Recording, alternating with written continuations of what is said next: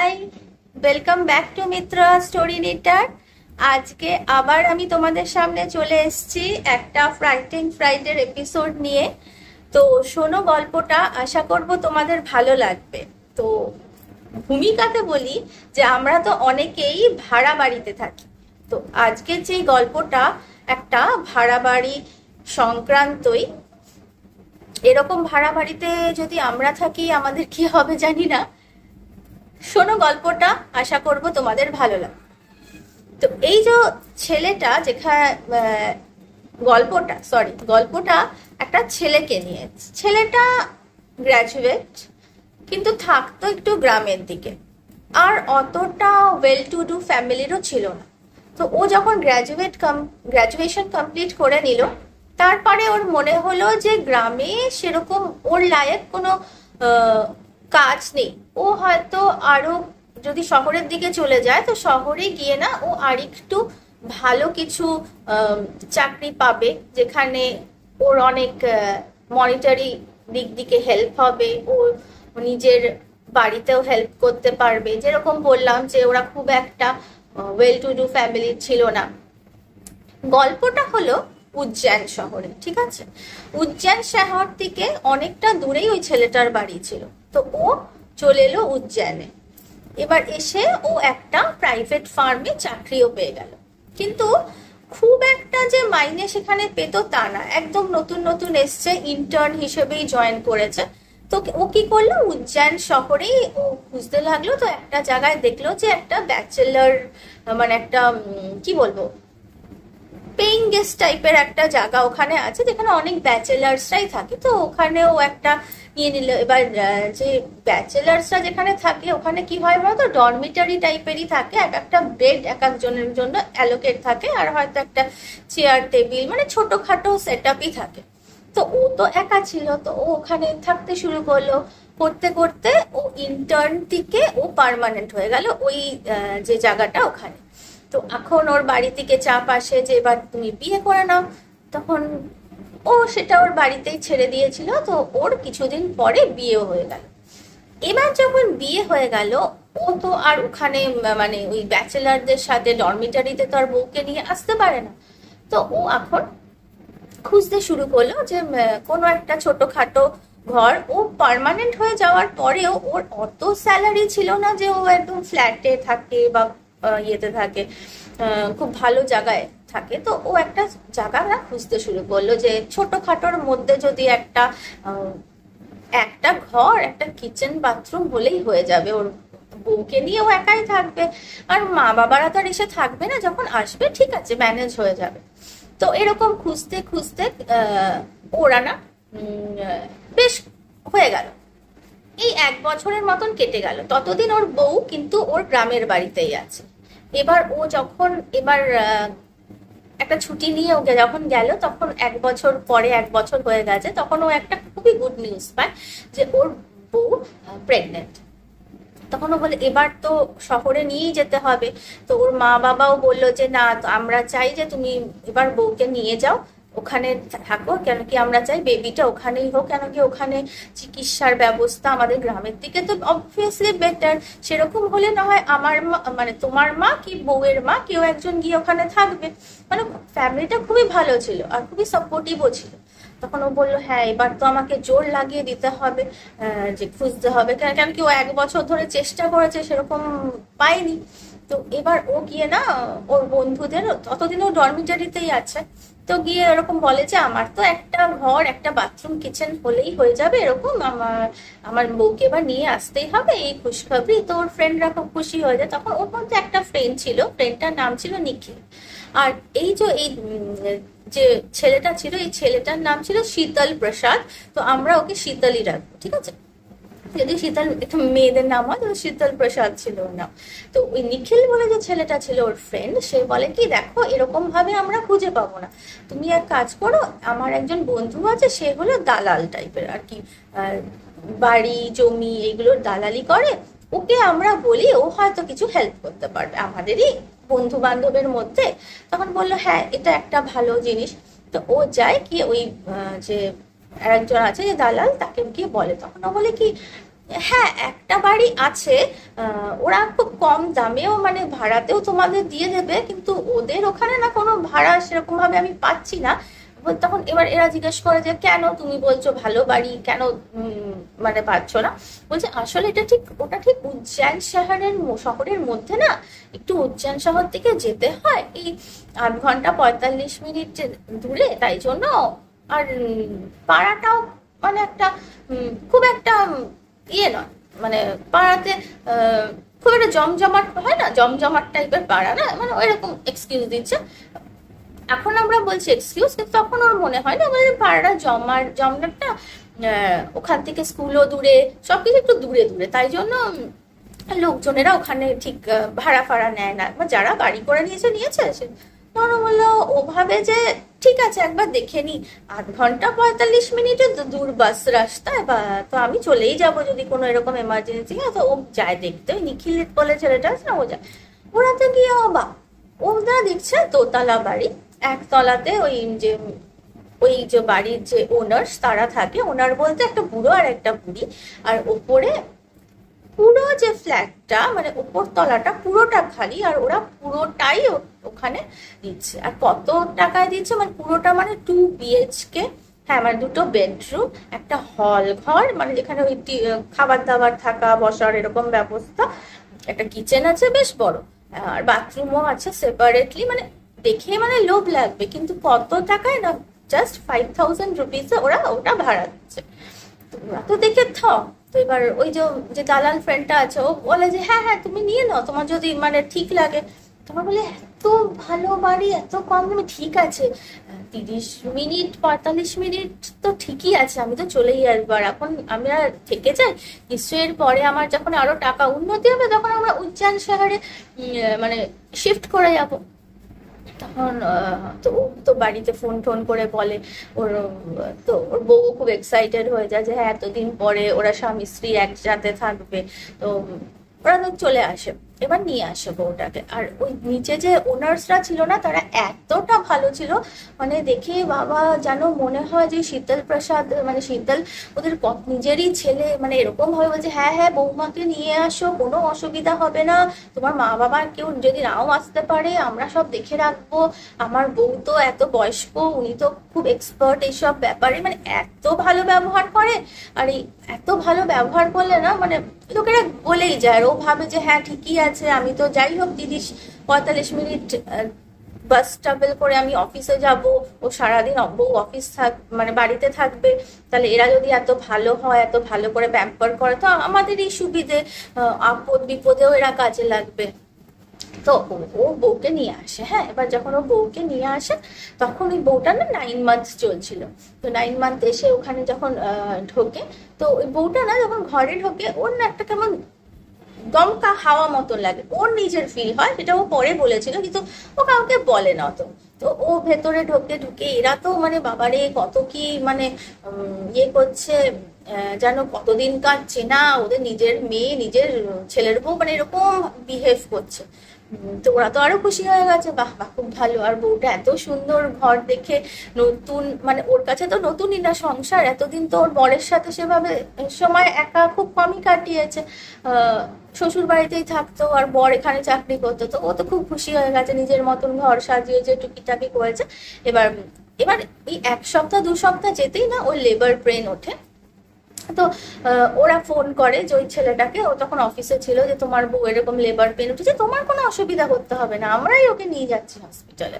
তো ওখান থেকে যেরকম বললাম হসপিটালে খুব একটা কাছে ছিল না, তো মেয়েটাকে হসপিটালে নিয়ে যায় আর ছেলেটা ওখান থেকে আসে। তারপর ওদের না একটা ফুটফুটে বেবি গার্ল হয়, তো ওরা খুব খুশি হয়ে যায়।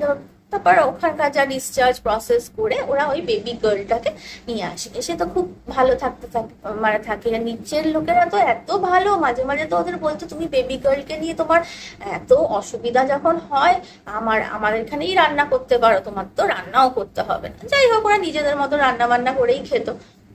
তো একদিন কি হয়েছে, ওই বউটা না কিচেনে কিছু রান্না করছে, আর বাচ্চাটা ওই একদম তো ছোট, এই মনে করো 2 মাস হয়েছে বাচ্চাটা, তখন ওই বিছানার মতো বালিশ দিয়ে ওকে ঘিরে তখন উল্টোতে পাল্টাতে পারে না, শুধু হাত পা নাড়ায়, হয়তো ওয়াং ওয়াং করে। তো ওকে ওখানে রেখে ও কিচেনে কি হয়তো দুধ ফুদি গরম করতে গেছিল বাচ্চা। হঠাৎ করে না বাচ্চাটা চিৎকার শোনে। এবার ও কিচেন থেকে দৌড়ে দৌড়ে আসে, এসে তো অবাক, দেখছে বাচ্চাটা মাটির মধ্যে এরকম ভাবে পড়ে রয়েছে। মানে সেন্স হয়তো আছে, কেন কি কাজ ছিল, সেন্স তো আছে, কাজ ছিল, খুব জোরে কাজ ছিল, নাকের এখান থেকে ব্লিডিং হচ্ছে, আর মাটিতে পড়ে রয়েছে। ওর বউ তো অবাক, বলছে যে কি করে হয়ে গেল। আর বউটার নাম ছিল রেশমা। তো রেশমা তো পুরো অবাক হয়ে গেছে, বলছে ও নিচে, ও বাচ্চাটা এই স্টেজে নেই যে উল্টোতে পারে, তো ও কি করে নিচে পড়লো। যদি মনে করো উল্টে গেল, কোনো একটা উইয়ার্ড সিচুয়েশনে উল্টে গেল বা কিছু হলো, ও তো পুরো বালিশ দিয়ে ঘিরে রয়েছে, বালিশগুলো কিন্তু নড়েনি, বালিশগুলোর মাঝখানে বেবিটাকে শুয়ে রেখেছিল, বেবিটা ওখান থেকে কি করে বরং চিত হয়ে নিচে পড়ে গেল। যাই হোক, ও তো খুব ভয় পেয়ে গেল। তারপরে ও ফোন করলো শীতলকে, বা শীতল প্রসাদ তো ও তো খুবই মানে ভয় পেয়ে গেছে, আর ও বেবিটাকে খুবই ভালোবাসতো। ওখান থেকে দৌড়ে দৌড়ে আসে, ওরা গিয়ে হসপিটালে নিয়ে যায়। হসপিটালে তো ডক্টর তো ওর মাকেই বলে যে হ্যাঁ এতটুকু বেবি, কিছু তো হয়ে যেতে পারতো ওর, তো আপনারা দেখে ফেকে রাখেন নাই করে, যা হোক বলে। তো ওষুধ ফষুধ দেয়, না মোটামুটি ঠিক আছে নিয়ে যান। এবার নিয়ে এসে তো দুদিন খুবই মানে যাই হোক বাচ্চাটা লেগেছে খুবই, তো কোনো রকমে ঠিক হয়। তারপরে এরকম করতে করতে না 5-6 মাস হয়ে গেছে। তখন যখন 5-6 মাস হয়ে গেছে, বাচ্চাটা উল্টোতে পারে, তখন ওর মা একটা ফন্দি করলো, ওই রেশমা ও কি করতো, বাচ্চাটাকে নিচেই একটা মাদুর বা গদ্দা বিছিয়ে ওখানেই রাখতো, যাতে উল্টে আবার না পড়ে। কারণ কি এখন তো বাচ্চাটা মানে এরকম ভাবে হামাগুড়ি না, মানে উল্টোনোর স্টেজে এসে গেছে, তো ওকে নিচে এরকম রেখে ও আবার রান্না বান্না করতে বা কিছু একটা করতে গেছিল। হঠাৎ করে ও, এটা বলতে ভুলে গেছি, এবারে যে সিচুয়েশনটা হচ্ছে না, ইনসিডেন্টটা, সেটা হলো যে কোন একটা রবিবার ছিল, ওর মাটা অন্য কোথাও কাজ বাজ করছিল, আর ওর বাবাটা সেদিনকে ছিল, মানে শীতল সেদিনকে বাড়িতে ছিল, আর ও ব্যালকনিতে কিছু একটা করছিল, দাড়ি ফাড়ি কামাচ্ছিল এমনি কিছু। হঠাৎ করে দুম করে আওয়াজ, মানে এত জোরে দুম করে আওয়াজ হয়েছে, তো দুজনে ছুটে এসছে। এসে একটা ভয়ানক দৃশ্য দেখে, না কি, বাচ্চাটা তো নিচে ছিল, নিচে ওকে রেখেছিল যাতে ও উপর দিকে উল্টে পড়ে না যায়। ওই বাচ্চাটার উপরে ওদের যেখানে ছিল না, ওর সামনে একটা কাঠের আলমারি ছিল। কাঠের আলমারিটা কাঁচ ফাঁচ ছিল না, এমনি তাক তাক করা আলমারি ছিল। সেই আলমারিটা উল্টে ওই বাচ্চাটার ঘাড়ে পড়ে গেছে। প্রথমে তো ওরা চিৎকার, তারপর তো বুঝতে পারে যে বাচ্চাটা ওর ভেতরে আসে, ওর মা তো পুরো ফেন্ট হয়ে যাওয়ার এই অবস্থা। যাই হোক, খুব চেঁচামেচিতে নিচ থেকে ওই বুড়ো বুড়িও উঠে আসে, সবাই মিলে আলমারিটাকে সোজা করানো হয়, তো দেখে বাচ্চাটা তো পুরো আনকনসিয়াস আছে, মানে ওর তো কোনো কিছু মানে ইয়েই নেই, চুপ করে গেছে। ওকে নিয়ে আবার ডক্টরের কাছে যায়, ডক্টররা তো অবাক, বলে যে আপনাদের সাথে কি হতে থাকে যে একটা বাচ্চাকে ঠিক করে রাখতে পারেন না, মানে আপনারা এতই ক্যাজুয়াল। তো এবার ডক্টরদের কি করে বোঝায় যে ওরা ক্যাজুয়াল না বা কিছু। যাই হোক, ডাক্তাররা অনেক ওষুধ ফষুধ দিয়ে মনে হয় 1 সপ্তাহ ইয়েও থাকে, মানে বাচ্চাটা হসপিটালেও থাকে। আর যেমনি বললাম যে শীতল প্রসাদ তখনও খুব একটা ভালো মাইনে পেতো না, ওদের চলে যেত।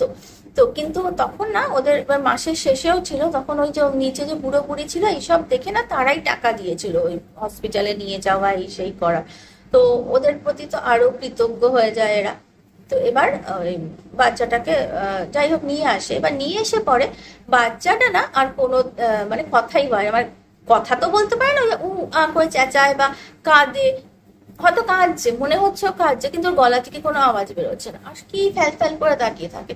এবার তো ওরা তো খুব ভয় পেয়ে যায়, নিশ্চয়ই কোনো নিউরোলজিক্যাল কিছু হয়ে গেছে নাকি, ওর উপর অত কিছু পড়ে গেছে, ট্রমাটাইজ হয়ে গেছে নাকি। যাই হোক, এবার ডক্টররা বলে দেখুন আমাদের তো দেখে মনে হচ্ছে না ওর কিছু সেরকম হয়েছে, ঠিক আছে ও হয়তো কোনো শকে আছে, ছোট বাচ্চা হলেও দেখুন আর একটু বড় হোক, তারপর আমরা আবার কিছু একটা চিকিৎসা ব্যবস্থা করব, বা ওকে হয়তো কোথাও এইমসে বা কোথাও নিয়ে যাওয়ার জন্য বলবো, ঠিক আছে। আর 1 বছর 1.5 বছর হোক বাচ্চাটা, তো ওরা ওরকমই থাকে, বাচ্চাটা খায় দায় সবই ঠিক আছে, কিন্তু কোনো গলার আওয়াজ বেরোয় না।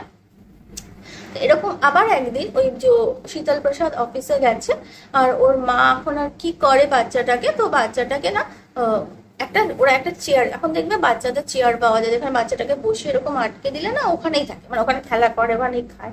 তো ওরকম একটা চেয়ার কিনেছে, তো কিনে ওই বাচ্চাটাকে ওখানেই বসিয়ে রাখে। আর ওর মা তখন রান্না বান্না যখন করে, তো একদিন এরকম কিছু করে বাইরে অ্যামাজন বা কিছু থেকে একটা ডেলিভারি এসছে। তো ওর মা যায়, এরকম বেল বাজে, তো যায় গিয়ে ওখান থেকে রিসিভ করে। যখন রিসিভ করছে একটা দুম করে আওয়াজ, তখন নাকি কিচেনে ওর মা কাজ করছিল আর বাচ্চাটাকে ওরকম ওই হাই চেয়ারে বেঁধে কিচেনেই ওকে বসিয়ে রেখেছিল, কেন যাবে প্যাকেট রিসিভ করে চলে আসবে। কিন্তু যখন প্যাকেট রিসিভ করছে দুম করে একটা আওয়াজ হয়, তো তাড়াতাড়ি আসে, দেখে যে পুরো একটা ওই যে প্রেসার কুকার যেটা বসিয়ে রেখে গেছিল ওটা বাস্ট করেছে, বাচ্চাটা চেয়ার শুদ্ধ উল্টে পড়ে রয়েছে। আর তখন ও ভ্যাঁ করে খুব জোরে চিৎকার করছে। ওর মা তো খুব ভয় পেয়ে যায় যে আবার কি হয়ে যায়, আবার ওরকম নিয়ে যায় হসপিটালে ডক্টররা তো ওদের যা না তাই বলে, কিন্তু বলে যে না এবার কোনো বাচ্চাটার কোনো চোট ফোট লাগেনি, আর ওই যে সে কান্নার যে আওয়াজটা আবার ফিরে এসছে, তো ইটস এ গুড সাইন। যাই হোক ওরা আবার নিয়ে আসে। আবার একদিন এরকম যেতে যেতে কোনো একটা 15ই আগস্ট না 26শে জানুয়ারিতে শীতল প্রসাদের ছুটি ছিল, তো ও কোথাও ওর ফ্রেন্ড সেই নিখিলের ব্যাচেলার্স ফ্রেন্ডদের সাথে কোথাও একটা গেছিল, আর ওর মা ওখানে ঘরে ছিল, ভোরে করে চান করতে গেছে। এবার চান করে করতে করতে না ও শুনতে পাচ্ছে যে ওই বাচ্চাটার চিৎকার আওয়াজ। আবার ওর মানো জানে আবার কিছু একটা হয়েছে হয়তো, আবার দৌড়ে দৌড়ে আসে, এসে দেখে বাচ্চাটা একটা জায়গায় শুয়ে, মানে ওকে নিচেই রাখতো, হ্যাঁ উপরে আর রাখতো না, তো নিচে একটা গদ্দা পিছিয়ে ওকে রেখেছিল। আর ওখানে দেখছি যে পুরো চারদিকে এরকম ব্লাড ব্লাড হয়ে আছে। ও তো ভাবে কি জানি বাচ্চাটার কি হয়ে গেছে, তো উঠিয়ে দেখে না বাচ্চাটার কিছুই হয়নি, মানে কোনো জায়গায় কোনো কাট ফাট কিছুই নেই, কিন্তু চারদিকে যেন ব্লাড, তারপরে পাখির পালক আর কি নোংরা নোংরা জিনিস পড়েছে। ওর মা না ওইসব দেখে না প্রচুর ভয় পায়। আর তারপরে বাচ্চাটাকে এরকম কোলে করে নিয়ে না ওই বেডরুম দিকে গিয়ে ওরা ওই হল ঘরেই বসে থাকে। এবার সন্ধে হয়ে গেল, ও না, মাটা সেদিনকে এত শক পেয়েছিল রেশমা, যে না ওকে ফোন করেছে না নিচের লোকেদের ডেকেছে না কিছু করেনি, ওখানে পুরো জড়সড় হয়ে বাচ্চাটাকে কোলে নিয়ে বসে আছে। এবার সন্ধ্যের সময় ওই শীতল প্রসাদ ফেরত এসছে, এসে তখন দেখছে যে আরে রেশমা তুমি এখানে কেন বসে আছো, মানে অন্ধকার করে। তখন রেশমা কিছু বলে না, শুধু এরকম ভাবে তাকিয়ে শুধু আঙুল দেখিয়ে বেডরুমের দিকে দেখা। তো শীতল প্রসাদ যায় গিয়ে লাইটটা ধরা, তখন দেখে যে ওরকম পুরো ব্লাড ব্লাড। তাহলে কি হয়েছে, বাচ্চার কিছু হয়েছে? বলে না বাচ্চার কিছু হয়নি, কিন্তু আমি এরকম পুরো ঘটনাটা বলে। তখন না শীতল প্রসাদের ও না এইসব ঘটনা যখন ওর বাড়িতে গ্রামে ওর মাকে বলতো, তখন ওর মা বলতো যে বাবা একটা কোনো গুণিন বা কোনো পণ্ডিতকে দেখিয়ে নে তোরা, বা যে হবন ফবন করে নে, আমার মনে হচ্ছে বাড়িটা খুব একটা ভালো না, আর চাইলে বাড়িটাকে চেঞ্জ করে না। কিন্তু বাড়িটা এত কম দামে এত ভালো জায়গায় ছিল না, যে আমি বললাম যে ওখান থেকে জিনিস জায়গাগুলো দূর হলেও না খুব খোলামেলা ছিল জায়গাটা, মানে ওই পাড়াটা, তাই জন্য ওদের খুব ভালো লাগতো। তো ও বলে যে না এবার তো মনে হচ্ছে কিছু করতেই হবে, তো যাই আমি গিয়ে ওনারদের বলি যে এরকম একটা কিছু পুজো ফাচ্ছা করতে। তো যাই গিয়ে নিচ্ছে ও ওনারদের, এই প্রথম ওনারদের যখন বলে যে আমাদের এরকম হয়ে যাচ্ছে বাচ্চাটার সাথে, তো বাড়ি থেকে গ্রাম থেকে বলেছে আমাদের একটা পুজো হবান করে নিতে, আমরাই খরচা করব, তোমার শুধু পারমিশন দাও। কারণ কি ওনারদের পারমিশন ছাড়া তো কিছু কিছু করা যায় না, সব জায়গায় সেটা সেম। তো ওরা যখন এরকম করতে পারে, ওই বুড়ো আর বুড়ি এতদিন, মানে এতদিন হয়ে গেছে ওরা যে এত ভালো ব্যবহার করতো, হঠাৎ করে চিৎকার প্রচন্ড রেগে যায়, মানে শুধু শুধু খামোখা বলে যে হ্যাঁ তোমরা কি ভাবো নিজেকে, যে আমাদের এখানে কিছু বাজে আছে, মানে অনেক কিছু বলে। বলে যে বাজে আছে সেটা তো আমি বলিনি, বাড়িতে তো পুজো আচ্ছা হয়। আর ওর এতদিন পরে ওরও হঠাৎ মনে পড়লো যে আচ্ছা আমরা এতদিন এসছি এখানে, ওরা কোনো পুজো ফুজোও করতো না, এদের বাড়িতে সেরকম ভাবে পুজো না হলে ছোট একটা বোধহয় কিছু একটা ছিল, ফটো ফটো, ওর বউ ওখানেই ধূপ ধুনো দেখাতো। তো যাই হোক তখন যে এরা পুজো পুজো করতো না, যাই হোক ও বলে আমরাই খরচা করবো, তোমাদের কিছু করতে হবে না। কিন্তু ওরা এত যে করে পুরো না করে দেয়। তো আসে, এসে খুব মন মরা হয়ে থাকে। তো রেশমা বলে কি হয়েছে, তখন বলে যে এরকম। তো রেশমা বলে ঠিক আছে ছেড়ে দাও, তুমি চেষ্টা করো যদি আমরা অন্য কোথাও যেতে পারি, ওদের বাড়ি ঠিক আছে, আমার কাছে তো ওই ফটো আছে, ওখানেই আমি ধূপ ধুনো দেখাই, ওখানেই আমি প্রার্থনা করবো। রেশমা ওরকম বলে, কেন কি ও অনেকটাই হেল্প পেত না, বাচ্চাটাকে একটু দেখতো ঠেকতো যখন এদিক ওদিক যেত বা কিছু, আর ফিনান্সিয়াল দিক দিয়ে তো অনেকটাই সুবিধা ছিল ওদের। তো এবার না ও না একদিন এরকম ওর অফিসে সেই নিখিল বলে ছেলেটা, সেই প্রথম যে বলেছিল যে দালালের কথা, যে একটা বাড়ি খোঁজার জন্য, তো ওই নিখিলকে ওর বেস্ট ফ্রেন্ড ছিল, তো ও অফিসে একই অফিসে কাজ করতে, তো ও গিয়ে বলে একদিন নিখিলকে, জানিস এরকম তখন বলে তাহলে তুই কাজ কর, বাড়িটা ছেড়েই দে, আমি একটা দেখে দিচ্ছি, আপাতত একটা জায়গায় একটু কষ্ট হবে, একটা জায়গায় আমি জানি, আমার চেনাশোনা আছে, ওখানে তোরা উঠে তারপরে আমার একটা ভালো বাড়ি সে পাওয়াই যাবে নিশ্চয়ই, উজ্জয়িনী আর কত বড়, নিশ্চয়ই শহরের দিকেই চলে আয়, এমনিও বাচ্চাটা বড় হচ্ছে, ওখান থেকে হসপিটালটাও দূরে, কিছু হলে নিয়ে যেতে হয়, ভাবিরও এখানে ভালো লাগবে, ওখানে তো সেরকম কেউ নেইও, মানে ওর বয়সী কেউ নেই, শুধু ওই বুড়ো বুড়ি নিচে থাকে, তখন এরপর না ও এসে ওরা একদিন ঠিক করে যে আমি থাকবো না। এবার ও গিয়ে ওই বুড়ো বুড়িকে বলে যে এই মাসের মাইনেটা দেয়, দিয়ে বলে যে আমরা কালকে থেকে আর থাকবো না, আমাদের আর কটাই জিনিস, আমরা এখন চলে যাচ্ছে, পরে আমি এসে বাচ্চার বউকে আমি গিয়ে রেখে আসছি, পরে এসে আমি জিনিসপত্র নিয়ে যাবো একটা ট্রাঙ্ক করে এসে। তখন ওরা না খুব ড্রামা শুরু করে দেয়, ওরা না তুমি চলে গেলে কি হবে শীতল, আমাদের তো কেউ নেই, তুই আমাদের ছেলে ছিলি, প্রচুর বেকার ড্রামা করে। তখন ওর প্রথম একটু পরে মনে হয় যে হ্যাঁ আমি কি ভুল করছি, ওরা তো আমার সাহারাতেই ছিল, এরকম একটা ফিলিংস আছে, কিন্তু তারপর ওর মনে পড়ে না আমার বাচ্চার সাথে অনেক কিছু হয়ে গেছে, আর এরা পুজো ফুজো কি জানি কি ব্যাপার, আমি এখানে থাকবো না, আমরা যাবো, এখান থেকে চলে যাবো বলে বাচ্চা তখন একটা সেই দিনটা চলে আসে যেদিনকে ওরা যাবে। তো ওরা একটা এরকম ওলা না উবের একটা ডেকে না, মানে ক্যাব ট্যাক্সি ডেকে না, যেখানে ওদের যেগুলো জরুরতের সামান না সেগুলোকে ওর মধ্যে রেখে বলে এবার খাট বিছানা পরে নিয়ে যাবে। ওরা চাইছিল যে আগে বাচ্চাটাকে আর বউকে রেখে আসুক, তারপরে হয়তো 1-2 দিনের মধ্যে সবকিছু খালি করে নিয়ে যাবে। এবার সেদিনকেও খুব ড্রামা করে ওই বুড়ো আর বুড়ি নিচ দিকে, যাই হোক ওরা শোনে না। এবার যখন ওই বাচ্চাটাকে নিয়ে না ক্যাবে করে যায়, এই 10 সেকেন্ড মতন হয়েছে ক্যাব ছেড়ে যাওয়ার সময় বাচ্চাটা না হঠাৎ করে এমন কাঁদতে শুরু করে, যেন গলা আটকে আসে, আর শুধু বাড়িটার দিকে তাকে, বাড়িটার দিকে হাত দেয়, বাড়িটার দিকে দেখাতে থাকে। তখন বলে যে তাহলে বোধহয় ওই দাদু দিদা যে ঠাকুমা ওদের ছেড়ে যাচ্ছে, তাই জন্য ওর হয়তো কষ্ট হচ্ছে বাড়িটা।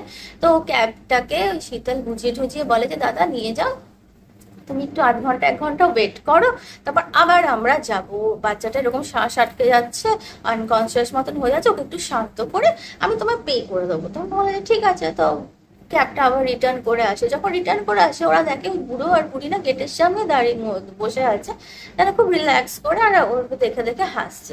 তারপর যেই ওরা এসে দাঁড়ায়, ওই বুড়িটা গিয়ে ছুটে বাচ্চাটাকে কোলে নিয়ে না নিয়ে ভেতরে চলে যায়, তখন বাচ্চাটা থেকে আবার নর্মাল হয়ে গেছে, আবার হাসছে খেলছে, এরকম করে ওরা কিছুক্ষণ ওয়েট করে। তারপর 1 ঘন্টা পরে না আবার ওরা যেতে যায়, তখন ওর বুড়ো বুড়ি বলে না প্লিজ যেও না, এবার আর না সেরকম ভাবে আটকায় না।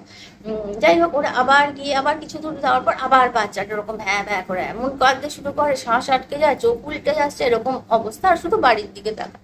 তখন ওই ক্যাবটাই বলে যে এরকম ভাবে করলে বাচ্চাটার শরীর খারাপ হয়ে যাবে, আপনারা আমার ছেড়ে দিন, আমি আর এটা নেব না। ওরা কি করে আবার ফিরে আসে, ওখানেই থাকে। তো দেখা যে বুড়ো আর বুড়ি তখন ঠিক আছে, মানে এরকম একটা ব্যাপার যে বলেছিলাম যেতে না, হ্যাঁ সে ফিরেই তো আসতে হলো, এরকম একটা ব্যাপার। যাই হোক ওরা ওপরে যায়, তো থাকতে থাকে, কিন্তু বাচ্চাটার না শরীর প্রচন্ড খারাপ হতে থাকে, খেতে চায় না, কিছু খেলে পরে বমি করে দেয়, মাঝে মাঝেই জ্বর আসে, বিভিন্ন প্রকারের জিনিস বাচ্চাটা ভুগতে থাকে। তখন ও গিয়ে না আবার নিখিলকে বলে, তখন নিখিল বলে যে নিখিল যখন এই ঘটনাটা শোনে না, যাওয়ার সময় বাচ্চাটা যেতে পারে না, তখন ও বলে কি আমার একজন মামা আছে যে আর কি পণ্ডিত, আর উনি না এইসব দেখে, যে বাড়িতে কোনো বাস্তু ঠিক না থাকলে এইসব দেখে, তো ওর সাথে একবার কনসাল্ট করো। তখন ওরা যায় গিয়ে ওই মামাটার সাথে কনসাল্ট করে। মামাটা বলে দেখো আমি এখন দূর থেকে আমি তোমাদের এখন কি করে বলি, আমি শুধু তো উনি ওই হাত কুণ্ডলি দেখে না, কুণ্ডলি দেখে বললো আমি এখানে দেখছি তোমার আর তোমার বউয়ের তো ঠিক আছে, একটু রোগ ভোগ অশান্তি আছে, তোমাদের একটা সেকেন্ড বেবিও হবে দেখতে পাচ্ছি, কিন্তু এই বেবিটা যে ছোট বেবিটা জন্মছক দেখে উনি বলেন যে এই বেবিটা তো মনে হচ্ছে এই 1.5 বছর মতন, ততদিনে বাচ্চাটার 1 বছর হয়ে গেছে, ঠিক আছে, এইসব ঘটনা করতে করতে করতে 1 বছর মতন হয়ে গেছে। তো বলছে যে 1.5 বছর 1 বছর 1 মাস তারপর তো আর কিছু আমি দেখতে পাচ্ছি না শখে। তো বলছে কি বলছেন, ওই যে তখন মামাটা বলে ঠিক আছে ছেড়ে দাও, এসব এখন করতে হবে না, তোমাদের বাড়িটা আগে দেখি তো, কিন্তু আমাকে তো যেতে হবে। তখন বললো আপনি যাবেন কি করে, ওরা তো এইসব কিছু মানে না, আবার যদি জানি যে আমি পণ্ডিত ফণ্ডিত নিয়ে আসি, না জানি আবার কি অশান্তি করবে। তখন ওই নিখিল বলে আরে অত কেন, উনি কি নিজের পোশাক ফোশাক পরে যাবে, উনি তো এমনি আত্মীয় হিসেবে যাবে। তো বলে হ্যাঁ এটা ভালো কথা। তো উনি না ওরকম আত্মীয় টাইপের একটা ড্রেস পরে, মানে এমনি নর্মাল শার্ট প্যান্ট পরে উনি আসে একদিন বিকেলবেলা। এসে না উনি ঘরে ঢুকেই না এরকম ভাবে দেখে, বাচ্চাটাকে দেখে, এরকম করে তুলে তুলে ওর মাকে জাস্ট দেয়, দিয়ে একটা ওদের বেডরুমে চলে যায়, গিয়ে দরজা বন্ধ করে দেয় নিজেই। এবার ওই নিচের লোকেরা তো ভেবেছে কেউ আত্মীয় আসছে, ওরা কিছু কিছু আর আসেনি। যাই হোক ওখানে অনেকক্ষণ পরে ওই মামাটা ঘর থেকে দেখে পুরো জামা কাপড় পুরো ভিজে গলদ ঘর্ম হয়ে ফেরে। কিন্তু ওদের ওখানে পাখা ছিল আর খুব খোলামেলাও ছিল, এসির লাক্সারি ওদের ছিল না, কিন্তু পাখা ছিল, খোলামেলা ছিল, হাওয়া খেলতো। তো ওরকম গলদঘর্ম হওয়ার ফেরার মতন কিছু ছিল না। তো উনি এসে তখন বলে তোমরা কোন বাড়িতে আছো, তখন বলছে মানে, বলছে এই বাড়িতে এমন কিছু একটা আছে, এমন কিছু একটা অশুভ জিনিস আছে, যে যে মানে রক্ত চায় সব সময়, তার একটা খিদে। তার সাথে মানে আমার সাথে ডাইরেক্ট তো কিছু কথা হয়নি, কিন্তু সে মানে আমাকে দেখে মানে খুবই উৎপাত টাইপের করেছে। তোমরা যত তাড়াতাড়ি পারো এই বাড়ি ছেড়ে চলে যাও, তাহলে কিন্তু তোমার বাচ্চাকে বাঁচাতে পারবে না। কেন কি আমি বাচ্চাকে কোলে নিয়েই বুঝতে পেরেছি ওই জিনিসটা কিন্তু একে টার্গেট করেছে, বাচ্চাটাকে, কেন কি ও ছোট্ট সোল না। তখন বলছে কি কিন্তু আমরা তো চেষ্টা করেছিলাম, এই এই ঘটনা হয়েছে, আপনাকে তো বলেইছি। তখন বলে তার মানে ও আর যেতে দেবে না, এই বাচ্চাটাকে হয়তো নিয়েই যাবে। ঠিক আছে আমি একটা চেষ্টা করতে পারি বাচ্চাটাকে বাঁচানোর, যদিও আমি ওর মানে 1 বছর 1 মাস পরে আর কোনো ওর জীবন রেখা দেখিনি। যাই হোক আমি তাও চেষ্টা করবো। আর এরকম ভাবে তো একটা ঘরকে এরকম ভাবে থাকতে দেওয়া যায় না, যে একটা ব্যাড সোল এখানে আছে, আমি এখানে হবন করতে চাই। তখন বলি কিন্তু হবন কি করে করবে, ওরা তো করতেই দেবে না। বলে সেটা তাহলে তো আমার কিছু করার নেই, দেখো তুমি করে যদি তোমাদের মনে হয় হবন করাবে, যেটা আমাদের 45 আওয়ার্স ধরে হয়তো করতে হবে, তো তোমরা যদি চাও তো আমাকে বলো, তাহলে আমি আবার আসবো। 1 মিনিট, হ্যাঁ। হ্যাঁ তারপরে তো এবার ওরা ভাবতে থাকে কি করবে কি করবে। তো এবার ও নিখিল আর ও না প্ল্যান করে যে ওই যে বুড়ো আর বুড়ি আছে না, ওরা নিজেদের ঘরে না কোনোদিন সেভাবে এদের ঢুকতে দিত না। তো আমরা একটা পুলিশে এমন কিছু একটা রিপোর্ট করি, মানে বাঁচানো যাবে, যে ওরা কিছু ইলিগাল কাজ করছে, তাহলে পুলিশ এসে ওদের রেড মারবে, যদি একবার ধরে নিয়ে যায় তাহলে আমরা এমন কিছু ব্যবস্থা করব যাতে ওরা 48 আওয়ার্স মতন 2 দিন মতন ফিরতে না পারে, তাহলে আমরা ওই সময়টা হবন করে দেবো, কেন 45 আওয়ার্স মতন হবন লাগবে। তখন বলে ঠিক আছে। তো ওরা একটা দিন ঠিক করে, ওদিকে ওই পণ্ডিতজিকে বলে আপনি রেডি থাকবেন, আপনার জিনিসপত্র যা আছে টাকা আমরা দিয়ে দেবো, আপনি সব নিয়ে আসবেন, কারণ কি আমাদের পক্ষে জোগাড় করা সম্ভব না, আপনি সব নিয়ে আসবেন, আমরা ফোন করব, আপনি তখনই চলে আসবেন। আর এদিকে ওরা না গিয়ে এরকম পুলিশকে বলে যে ওরা ইলিগাল কাজ করে, বুড়ো বুড়ি একা থাকে, আমরা দেখেছি এরকম রাত্রিবেলা লোক আসে, এরকম ভাবে বলে। তো পুলিশরা আসে, এসে রেড মারে, রেড মারার পর আর এদিকে নিখিলও একটা উকিলকে ঠিক করে রাখে যে অন্তত ওদের 48 আওয়ার্স যাতে ওদের বেরোতে না পারে, বেল না পায়, এরকম কিছু একটা করার জন্য। ছোট জায়গা তো ওখানে তো সব লোককে চেনে। যাই হোক নিখিলের বেশ পরিচিতিও ছিল, তো ও এরকম সব ব্যবস্থা করে। তারপরে ওরকম পুলিশ এসে রেড মারে, রেড মেরে তো সাপাল বা কিছুই পায় না। তখন না ওই শীতল ও ঢুকে যায়, ও এদিক ওদিক খুঁজতে শুরু করে, ওর মনে হয় যে ওখানে কিছু না কিছু তো গড়বড় আছে যেটা ওরা দেখতে চায়। তো অনেক খোঁজাখুঁজি করার পরে তো রেড এবার খুঁজতে খুঁজতে ওরা তো কিছুই পায় না। তখন না একটা কনস্টেবল দেখে যে একটা ঘরে তালা মারা। তখন ওরা বলে যে এই ঘরটা তালা কেন মারা। তখন ওরা তা এই সময় এতক্ষণ ধরে খুব বেচারার মতন হাব ভাব করছিল যে আমাদের সাথে কি হয়ে গেল, কেন হয়ে গেল, এরকম ভাবে শীতলকে দেখে। শীতল যখন খুঁজতে শুরু করলো তুই এরকম করেছিস, তোকে তো আমি ছেলের মতন ভালোবাসতাম, সে কি কান্নাকাটি। তারপর যেই ওই কনস্টেবলটা বলে এই ঘরটা তালা কেন মারা, খোলো এটাও চেক করবো আমরা, তখন না ওদের রুদ্র মূর্তি ধারণ করে কে বলেছে কিসের এই সেই হেন আমরা খুলবো না, যা পারো করে নাও, মানে সে অদ্ভুত বিহেভ করতে শুরু করে। ওদের আরো সন্দেহ হয়, তখন ওরা খোলে। যখন খোলে তখন এরা বলে যে ওটা আমার মরে গেছে আমার ছেলে, তার ঘর, সেখানে ওর খেলাধুলা সব জিনিসপত্র আছে, বাচ্চার জিনিসপত্র, তোমরা ওরকম ভাবে নষ্ট করতে পারো না, এটা আমাদের ইমোশনালের জিনিস, এরকম ভাবে খুব রাগ করে। যখন খোলে তখন দেখ কিছুই নেই, জাস্ট একটা মাদুর বিছানো, আর ঘরটা কেমন অন্ধকার অন্ধকার স্যাঁতস্যাঁতে একটা ঘর।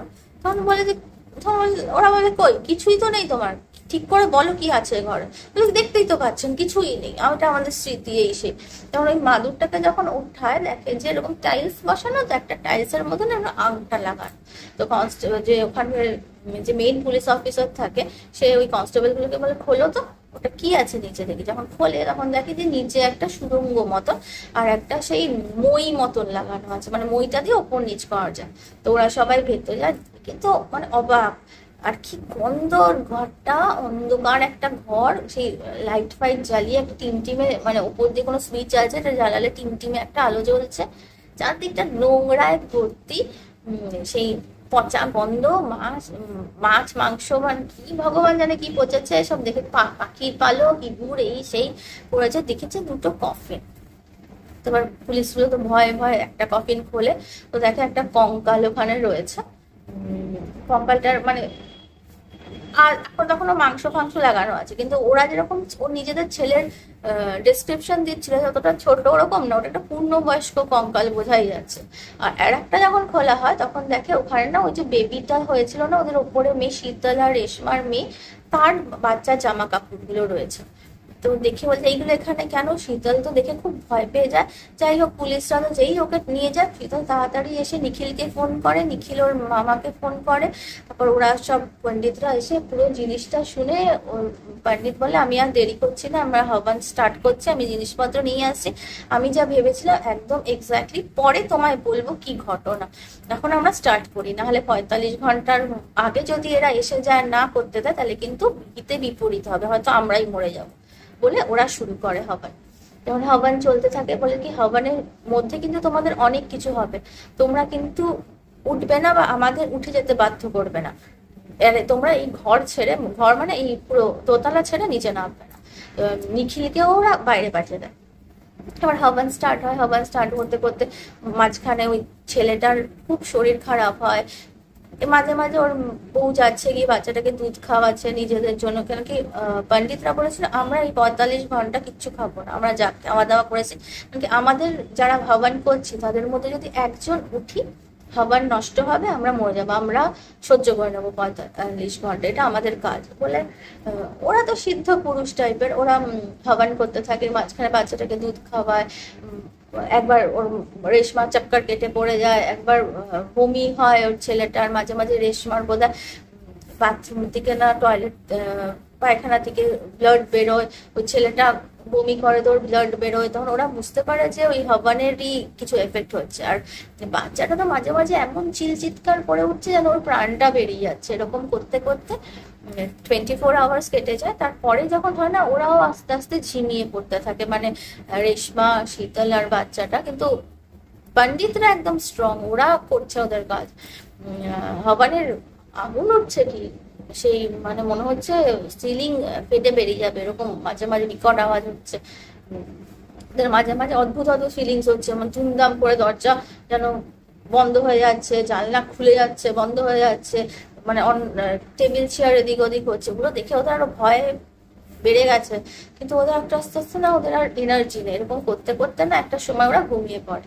তারপরে ওই যে তখন না সূর্য ওঠে, মানে পরের দিন সূর্য ওঠে, মানে 45 ঘন্টা এমন সময় কেটেছিল যখন সূর্যের নতুন কিরণ উঠছে, যখন উঠছে তখন ওই পণ্ডিত যে মামা ছিল সে ওদের ওঠায়, তো উঠিয়ে বলে যে আমাদের হবান শেষ হয়েছে, তোমাদের ও চলে গেছে। তখন ওরা বলে যে ওরা তো প্রণাম টনাম করে করে বললো যে হ্যাঁ এখন আমরাও ঠিক আছি, অনেক হালকা লাগছে। তো দেখছে যে বাচ্চাটা ঘুমোচ্ছে, তো ওর মা তখন যায় গিয়ে দুধ করে এনে বাচ্চাটাকে যখন খাওয়াতে যায় তখন দেখে বাচ্চাটা নেই, বাচ্চাটা মারা গেছে। তো সেটা দেখে তো পণ্ডিত বললো আমি তো দেখেই ছিলাম ওর রেখা আছে নেই, মানে 1 বছর 1 মাস পরে আর ওর রেখা নেই।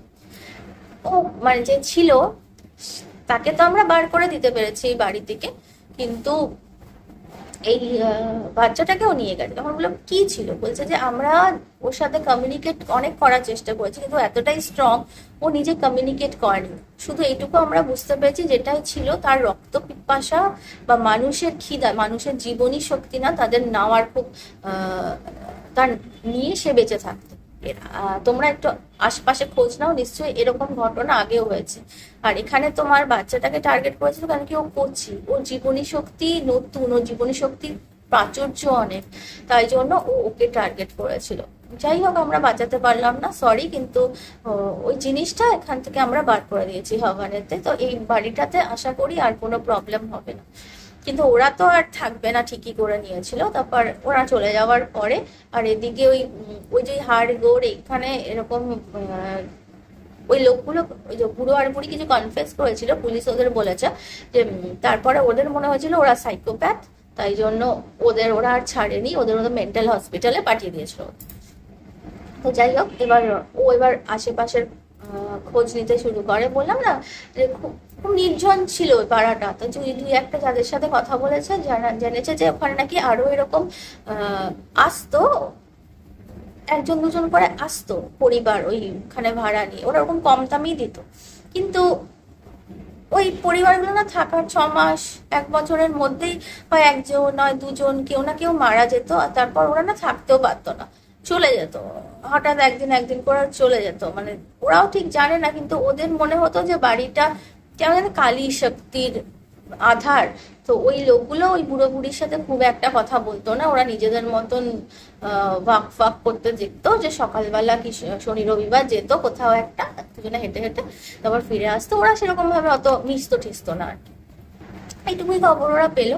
তারপর ওরা পুলিশের সাথে যায়, গিয়ে কথাবার্তা বলে, তখন কি ব্যাপার, কেন নিয়ে গেছে, বাড়িটার কি হবে, এসব বাহানাতে শীতল যায় পুলিশের সাথে কথা বলার। নিখিলের তো মানে একটু হাত মানে ছিল, যে ওই বলেছিল না যে ও একটা লয়ার রাখবে, যে বার করতে দেবে না বুড়ো বুড়িকে 48, তার মানে ওর একটু হোল্ড ছিল। যাই হোক, তো ও একটু লোক লাগিয়ে ওরা যা খবর পেল যে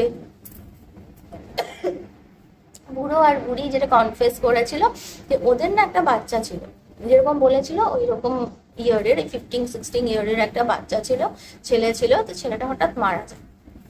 তো ওরা যখন ওটা কাশিতে ওই অস্থি বিসর্জন করতে যায়, তখন ওদের একজনের সাথে দেখা হয়, কোন একটা তান্ত্রিকের সাথে। সে বলে আমাকে টাকা দিলে আমি না তোদের ওই ইয়ের সাথে কথা বলিয়ে দেবো। তো এবার বলে এরকম হয়, বলে হ্যাঁ তোর ছেলের সাথে কথা বলিয়ে দেবো, তুই আমাকে টাকা দিবি। তো ওরা যখন ওকে এরকম ভাবে, ওরা এতই ভালোবাসতো ছেলেকে, তো ওরা টাকা দেয়, ওদের টাকার কোনো অভাব ছিল না, টাকা দেয়। তো লোকটা নাকি একবার এরকম কথা বলিয়েও দিয়েছিল, তারপরে নাকি লোকটা টাকা নিয়ে ফেরার হয়েছে। ওরা তখন আরো নিজেদের মানে ওরা বই কেনে, এদের ওদিক থেকে তান্ত্রিকদের সাথে যোগাযোগ করে ওরা ঠিক করে আমরা নিজেরাই ছেলেকে ডেকে আনবো আর এখানে রাখবো বলে। ওরা যখন এই তন্ত্র ক্রিয়াগুলো করতে শুরু করে, দে আর নট এক্সপার্ট, রাইট? যখন এগুলো করতে থাকে, ছেলে তো আসে না, কিন্তু কোনো একটা বুড়ি শক্তি ওদের ওখানে এখানে আসে, এসে এখানেই থেকে যায়। আর বুড়ি শক্তিটা ওদের চাহিদা ছিল, বুড়ি শক্তিটা ওদের মাইন্ড রিড করে বা ওদের বলাতো যে তোরা আমাকে রক্ত দে, জীবনী শক্তি দে, তাহলে আমি তোদের ছেলের সাথে কথা বলে ও ইয়েটা, ও তো কিছু ছেলের সাথে কমিউনিকেট করাতে পারতো না, কিন্তু ওটা ওখানেই থেকে যেত। যখন ওরা না করলে ওদের উপরই অত্যাচার করতো, প্রচন্ড ইয়ে করতো।